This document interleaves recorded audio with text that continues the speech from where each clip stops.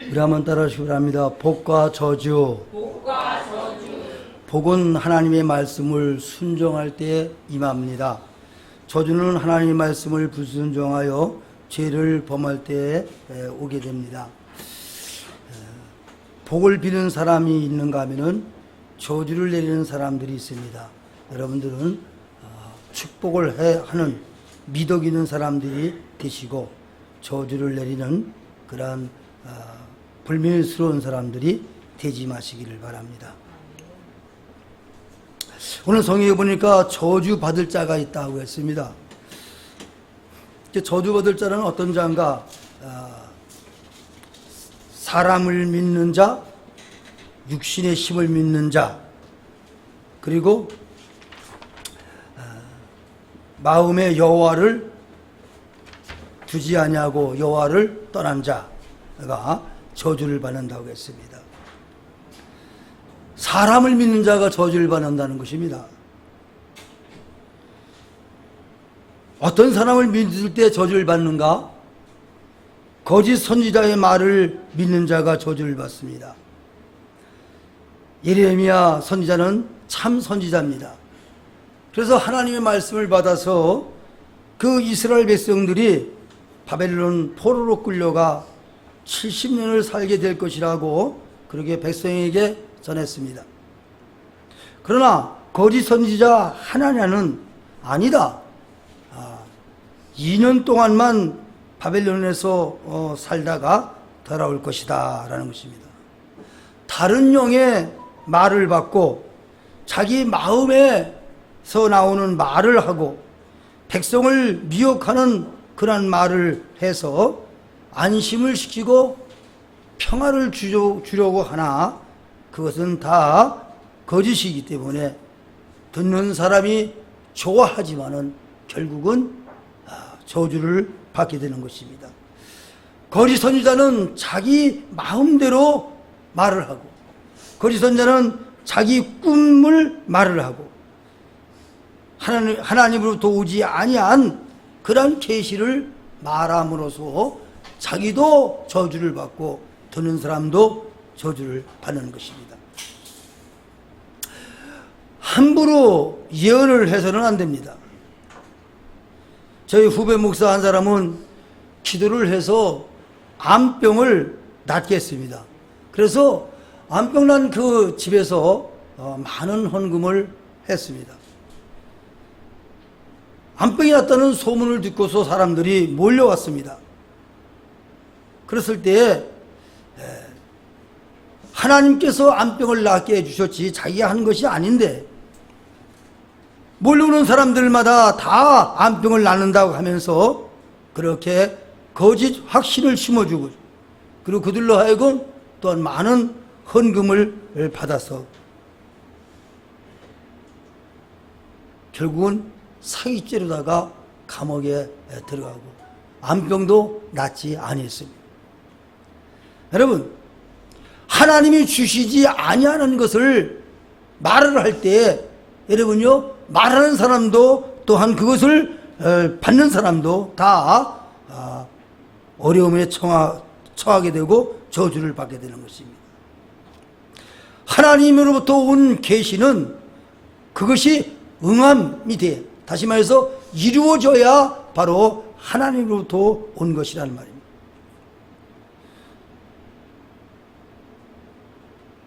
기도를 좀 부탁을 하고 때로는 그런 사람들이 있습니다. 하나님이 어떻게 말씀하시느냐, 어떻게 될 것이냐 하고 질문을 합니다. 그랬을 때 물론 목사에게 어떤 하나님의 그 감흥이 있고 사인이 있어서 말을 할 수도 있지만은 그렇지 아니한데 함부로 말을 해서는 안 된단 말입니다.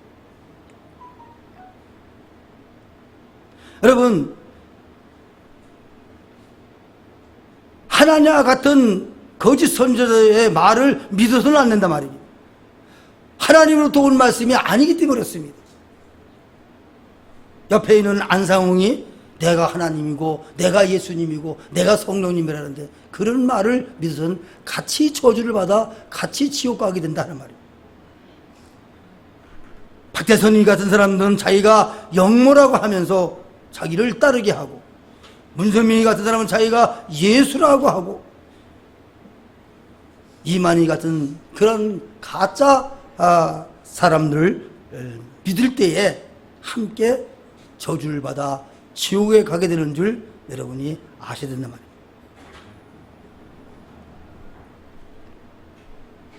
잘못된 사람을 믿거나 잘못된 사람들의 말을 받아들이면 저주를 받게 되는 줄 여러분 아시고,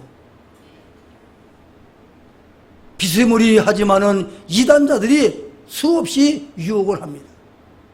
잘 분별을 해야 된다 하는 말이에요. 그리고 우리 교단에서는 이단 경계주의를 지킵니다. 여러분, 사람을 믿되 그 사람이 입에서 나오는 그 말을 믿는데 하나님으로부터 오시지 아니하는 것을 믿어가지고 함께 망하는 일이 없도록 여러분요 정신을 똑바로 차리고 믿음 안에 서시기를 바랍니다. 육신의 힘을 믿는 자도 저주를 받는다는 것입니다. 전능하신 하나님을 안 믿고 자기 육신을 믿는 자, 어떤 사람은 내 주먹을 믿으라고 하는데 다 그런 사람들은 하나님의 저주를 받을 수밖에 없는 사람이고 지옥 갈 수밖에 없는 사람들입니다. 노아 시대에 네피림이라는 사람이 있어요.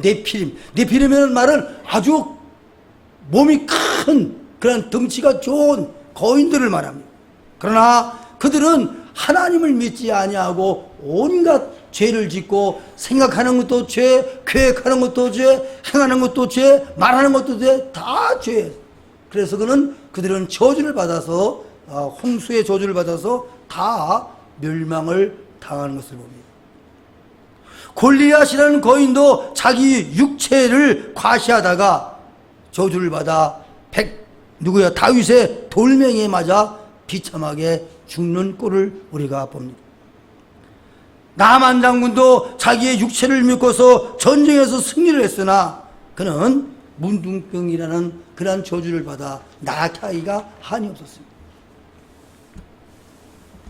우리는 한없이 약한 육체를 믿지 말고 전능하신 하나님을 믿으면서 살아야 됩니다.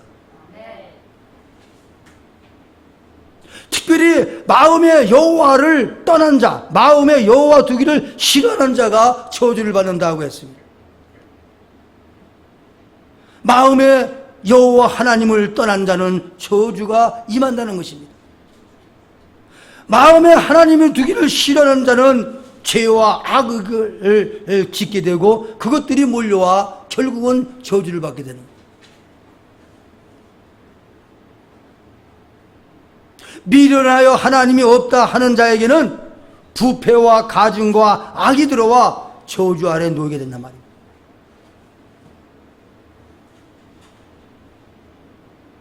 하나님을 떠나 우상을 숭배하는 자들은 우상의 수대로 하나님께서 보응하고 저주를 내린다고 했습니다.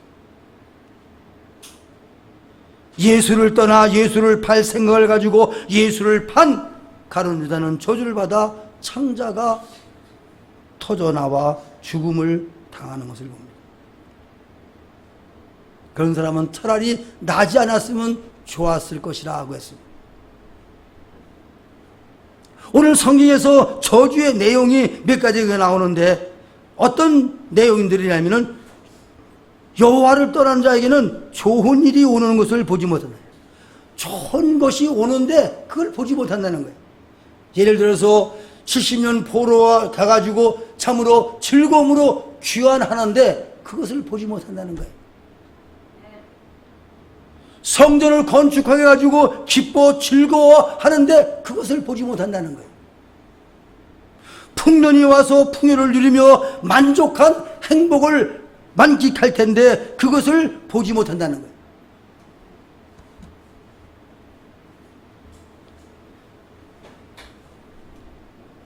예수를 보지 못하고 천국을 보지 못하는 것은 다 저주 아래 있기 때문에 그렇습니다. 저주의 내용 두 번째는 광야에 따라서 부르면 간조한 곳에 산다. 광야 간조한 곳에 산다. 이 간조한 곳에 산다는 것은 건조한 곳에 산다는 거예요. 다시 말해서 비가 오지 않는 땅에서 산다는 거예요. 뭐 비 오지 않으면 얼마나 좋습니까? 그냥 맑은 하늘에 다니는 게 좋지요. 그러나 여러분요, 먹구름이 있어야 사는 줄 믿으시기 바랍니다. 비가 오지 않는 땅에서 산다는 거예요. 마른 땅에서 산다는 거예요. 비가 오지 않냐고 마른 땅에서 살게 되면은 채소가 안 돼요, 곡식이 안 돼요, 열매를 맺지 못합니다. 그래서 광야 간조한 곳에서 산다는 것은 배고픔과 목마름 속에서 산다는 것입니다. 다시 말해서 고생하면서 산다는 것입니다.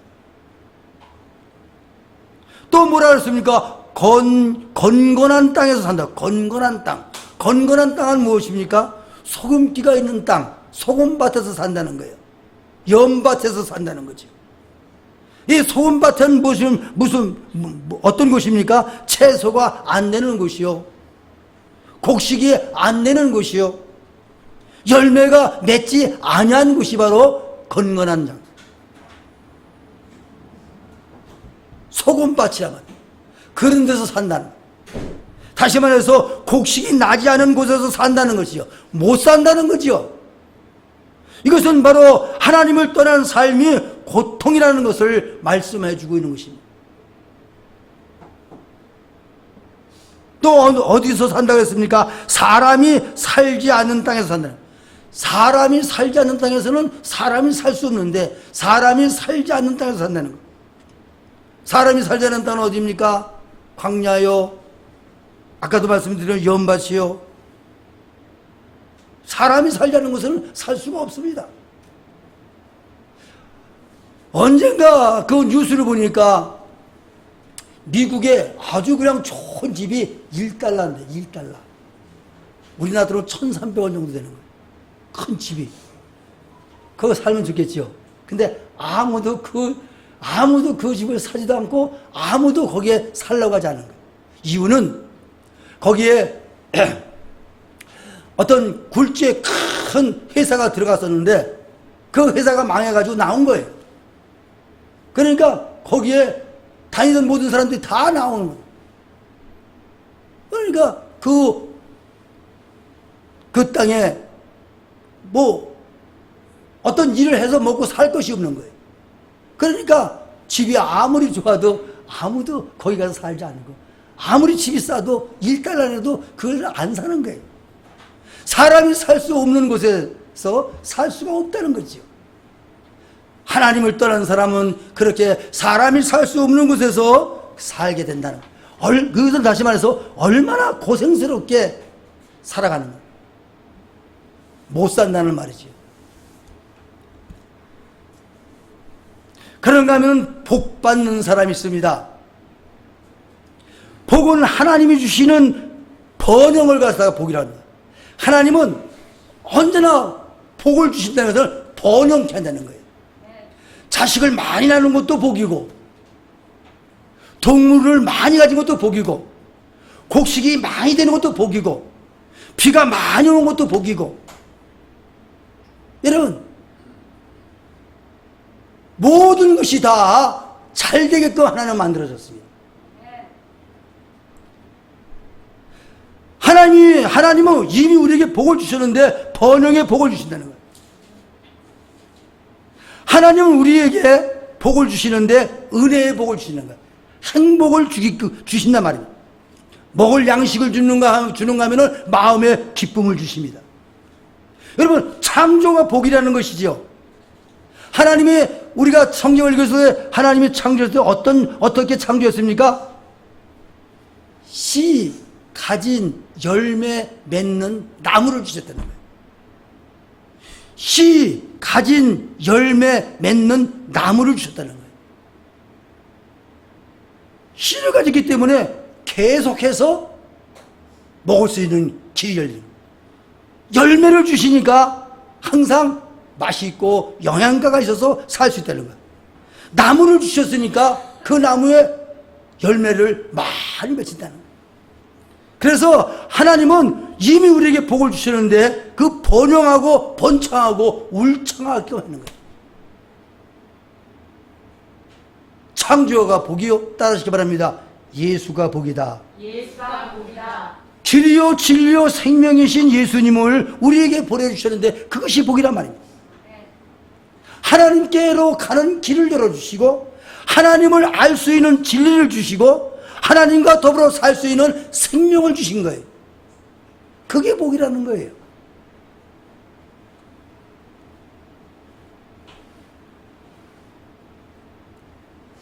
여러분, 먹을 수 있는 것만 복이 아니고 예수가 복인 줄 믿으시기 바랍니다. 하나님께로 갈 수 있는 길이 열리는 것이 복이에요. 하나님을 알 수 있는 진리를 주신 것이 복이에요. 하나님과 더불어 살 수 있는 생명을 주신 것이 복인데 바로 예수님이 그렇다는 거예요. 예수님은 나는 길이요 진리요 생명이라다. 예수가 우리에게 복이요 영원한 복인 줄 믿으시길 바랍니다. 이 복은 하나님이 주십니다. 그리고 축복은 사람이 주는데 구약시대는 제사장과 아버지와 왕과 또 자신이 순종함으로 복을 받습니다. 신약시대도 역시 마찬가지로 사도와 목사와 믿는 성도들이 복을 주시고 자기 자신이 순종할 때 복이 임한단 말입니다. 오늘 본문에서 뭐라고 했습니까? 여호와를 의지하는 자가 복을 받는다는 것입니다. 여호와를 의지한다는 것은 여호와 하나님 앞에 맡긴다는 것입니다. 하나님에 맡기는 거예요. 이사야 26장 10절에 보면 주만 의지하고 주의 이름을 부르는 자가 복이 있다는 거예요. 미가서 4장 5절에 보면 여호와 이름을 의지하여 영원히 행하는 자가 복을 받는다는 거예요. 여호와의 능력과 여호와 이름을 의지함으로 창대하게 되고 땅끝까지 이르게 된다는 것입니다. 누가복음 5장 5절에서 보면은 예수님께서 밤새도록 고기를 잡지 못한 베드로에게 깊은 데 가서 그물을 던지라고 했을 때 우리가 밤이 맞도록 그렇게 고기를 잡고 여기저기 그물을 던졌지만은 내가 예수님의 말씀을 의지하여 다시 그물을 내리리다 해가지고 많은 고기를 잡았다는 거예요. 예수님을 의지하고 예수님의 말씀을 의지하고 예수님의 명령을 따라서 행할 때에 그렇게 베드로는 복을 받았다 하는 것입니다. 여호와를 의뢰하는 자가 복이 있다는 거예요. 의지하는 것은 여호와에게 맡기는 것이고 의뢰하는 것은 여호와를 굳게 믿는 것을 말합니다. 하나님께 부탁하는 것이 의뢰하는 거예요. 내가 할 수 없는 것을 다른 사람에게 할 수 있는 사람에게 의뢰를 부탁하는 거지. 내가 할 수 없는 것을 하나님 앞에 기도할 때 그 기도를 바로 의뢰라 하는 것입니다. 하나님, 내 힘으로는 이 건물을 살 수 없으니 하나님께서 사게 해주세요 하고 의뢰하는 거예요. 여러분,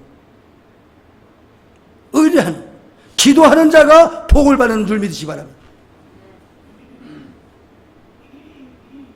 사무엘하 22장 30절에서는 다윗은 하나님을 의뢰하고 적진으로 뛰어들어가 적을 물리치고 하나님을 의지하고 성벽을 뛰어넘어 능히 그 성벽을 넘어갔다는 거예요. 하나님을 의뢰하고 하나님을 의지할 때에 모든 일이 된다는 것이지. 다윗은 그랬습니다. 르우벤 자손과 갓 자손과 그리고 므낫세 반지파는 하나님을 의뢰하고 부르짖어 기도하고 적군들을 물리치는 응답을 받았다는 것입니다. 흉한 소문이 날 때에 하나님을 의뢰함으로 말미암아 마음이 굳어지고 마음을 굳게 되고 마음이 굳게 되고 두려움이 사라졌다는 거예요. 마치 코로나가 왔다. 모두가 두려워 떨 때 그 흉한 소문이 우리에게 들릴 때 하나님을 의뢰하고 마음을 굳게 하여 하나님을 의뢰했더니 두려움이 사라졌더라. 여러분, 하나님을 의뢰하는 거, 하나님께 부탁하는 거, 하나님 나를 도와주세요, 나를 이 코로나에서 도와주세요, 나를 이 어려움에서 도와주세요 하고 하나님 앞에 의뢰할 때 하나님이 도와주셔서 내가 두려움이 다 사라졌다는 거예요. 하나님께서는 하나님을 의뢰하고 하나님을 의지하는 자에게 하나님께서 복을 주시는데 물가에 심겨진 나무에 복을 준다는 거죠. 뿌리가 강변에 내린다는 것입니다. 축복의 샘이 있는데 그 축복의 샘에 뿌리가 내리는 거예요. 축복의 샘에 우리가 뿌리를 내려서 계속해서 축복을 받게 해주신다는 것입니다. 사랑하는 성도 여러분, 하나님을 의뢰하시고 의지하시기 바랍니다. 하나님을 의뢰하고 하나님을 의지할 때 두려움이 없는 복을 받는다는 것이에요. 여기서는 뭐라고 하겠습니까? 햇빛이 비치고 더위가 있음으로 말미암아 햇빛이 비침으로 말라지고 더위가 있음으로 비틀어지는데 그런 두려움이 사라지는 거예요. 왜? 물가에 심겨져 있기 때문에 햇빛이 비치면 비칠수록 더 왕성하게 성장하고 더위가 있으면 있을수록 더 열매를 잘 맺게 되고 당도가 더 좋아지는 거예요. 그래서 더욱 기뻐하고 즐거워한다는 거예요. 여러분이요, 가뭄에도 걱정 없이 더 많은 복을 받는다는 것은 불황에도 걱정 없이 잘 되는 복을 하나님이 주신다는 거예요. 우리가 잘 알듯이 이삭이 가뭄에도 100배의 결실을 얻었듯이 하나님을 의지하고 하나님을 의뢰하는 자에게는 가뭄에도 걱정 없이 많은 열매를 맺는 것처럼 불황에도 걱정 없이 모든 것이 잘 된다 하는 것입니다. 믿는 것이 참 중요합니다. 하나님을 의뢰하는 것이 중요하고 하나님을 의지하는 것이 참 중요하단 말입니다. 불황에 걱정이 없이 살아갈 수 있는 길이 바로 하나님을 의뢰하고 하나님을 의지하는 거예요. 잎이 청청한 복을 받는다는 거예요. 잎이 물을 빨아들이고 잎이 햇빛을 받아들이고 잎이 영양분을 끌어들이고 그래서 많은 열매, 좋은 열매를 맺게 된다는 거죠. 그래서 생활이, 이 말은 생활이 윤택해지고 생활이 빛나고 생활이 잘 되는 것을 말합니다. 걱정 없는 생활을 할 수 있다는 것이, 가뭄에도 흉년에도 불황에도 걱정 없이 하나님이 복을 주신다는 것이죠. 하나님을 의뢰하고 하나님을 의지하고 하나님의 말씀을 우리가 마음에 새기고 하나님의 말씀을 읊조리며 살아갈 때에 하나님이 그리해 주신다는 거예요. 절실히 그치지 않는 복을 받는 거예요. 계속해서 잘 되는 복이요, 쌓이는 복이요, 마침내 거부가 되는 복입니다.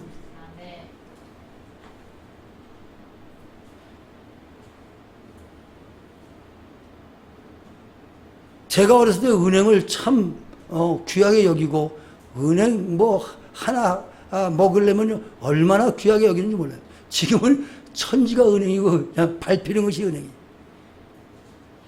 은행나무에 은행이 얼마나 많이 열리는지 몰라요.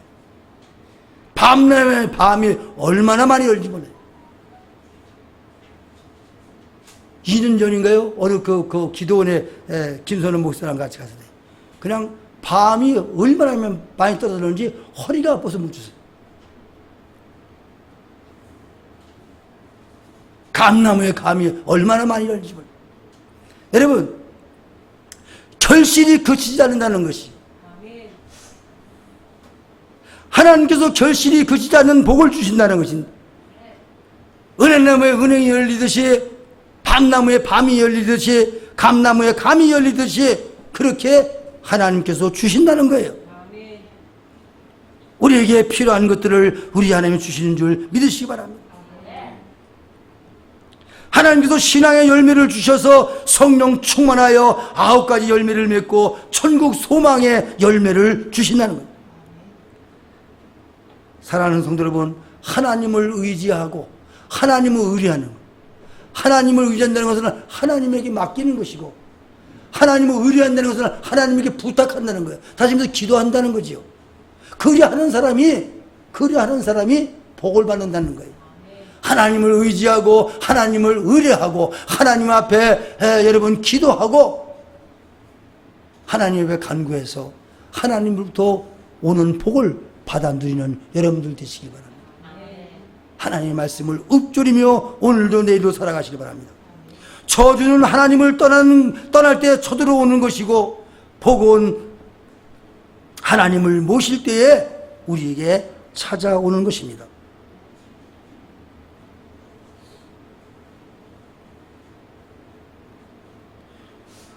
우리는 이미 하나님부터 복을 받았습니다. 창조하신 주님께서 창조물을 우리에게 주셨는데 우리가 그 창조물을 통하여 씨 맺는 열매 맺는 나무를 주셔서 언제나 우리가 살아갈 수 있도록 복을 주셨습니다. 길이요 진리요 생명이신 예수님을 주셔서 하나님께로 갈 수 있고 하나님을 알 수 있고 하나님과 함께 살 수 있는 생명을 주셨다. 여러분, 창조물이 우리에게 복이요 예수가 우리의 복인지 믿으시기 바랍니다. 그리고 여러분 물질의 복을 풍성히 누리시고 예수의 복을 풍성히 누려서 영육간에 참으로 풍요로운 참 가을 또 한가위 되시길 바랍니다. 하나님께서는 풍성한 열매만 주는 한가위가 아니라 우리에게 풍성한 은혜 예수도 주셔서 여러분이요 살아갈 수 있도록 복을 내려주셨습니다. 영육이 잘 되는 여러분들 되기를 주의 이름으로 축원합니다. 물질의 복도 풍성하여 참으로 한가위만 같으라 하는 말처럼 참으로 풍성하시고 예수의 복도 풍성하여서 여러분은 언제나 만족한 삶을 살아가는 나와 여러분이 되기를 주의 이름으로 축원합니다. 기도하겠습니다. 자비하신 아버지 하나님, 은혜와 사랑을 감사합니다. 우리 하나님께서 우리에게 복을 주사 아버지 하나님이여 풍성한 열매를 허락해 주시고 우리에게 복을 주사 길이요 진리요 생명 되신 예수님을 주심을 감사합니다. 그리하여 하나님께로 가는 길을 알게 되고 하나님을 또한 아는 아버지 하나님이여 은혜가 있고 또한 하나님과 더불어 살 수 있는 새 생명을 얻음을 감사합니다. 우리 모두 주께서 주신 복을 간직하며 소중히 여기며 살아가는 저희들 다 되게 해 주옵소서. 예수님의 이름으로 기도를 드리옵나이다. 아멘.